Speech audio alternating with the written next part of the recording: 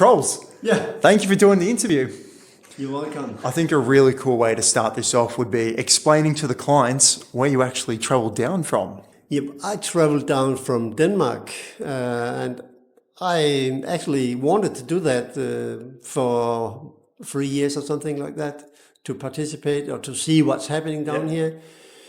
Because it's interesting to see, let's say, what's coming from this automation.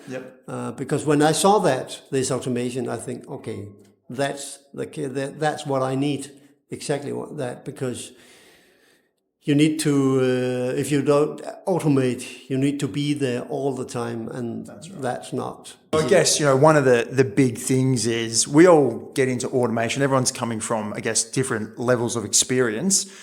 For yourself, what was the biggest factor for saying, you know what, I'm done with discretionary trading. I want to, take those next steps and get into automated trading? That is time and again when you miss trades, you see them and it's too late. It has already been there. I should have automated. I should have had something to do this. And I don't want to sit in front of the screen 24 hours a day. I can't do that. Not even half a day. That is one of my decisions that, I cannot sit there for hours. That's right. Yeah. And using the TradeView platform, obviously being a no-code builder, have you been able to see the success of building your own strategies and starting to backtest them over long periods of time? Absolutely.